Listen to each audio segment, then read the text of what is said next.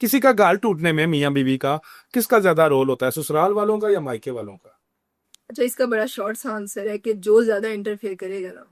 मैं एक चीज कहती होती हूँ कि मियाँ बीवी का ताल्लुक वाहिद वो ताल्लुक है जो सिर्फ मियाँ बीवी बना भी सकते हैं और बिगाड़ भी सकते हैं।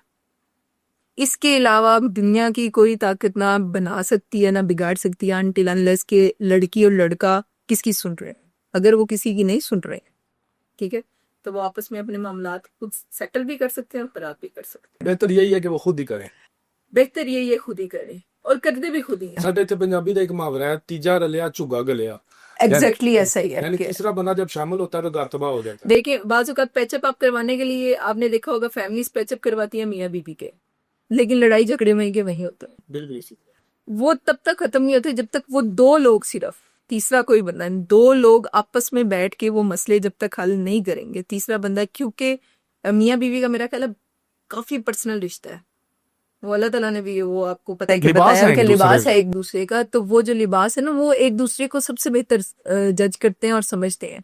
तीसरा बंदा सिर्फ ये आएगा, वही कहेगा अच्छा जी फलाना झगड़ा हुआ है, ये फलानी बात हुई है, अच्छा ठीक है आप इसको खत्म करें। लेकिन खत्म अंदर वाली बात जो है ना वो उन दोनों को पता होती है जो उन्होंने ही खत्म करवाई है।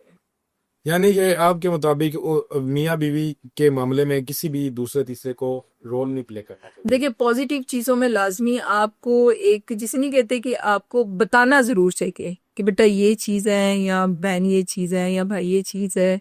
आप उन पे इम्पोज नहीं कर सकते। प्रैक्टिकली कुछ चीजें दे के वो अडॉप्ट कर लेते हैं, कुछ चीजें आपको बतानी होती है कि आपने ये चीज करनी है।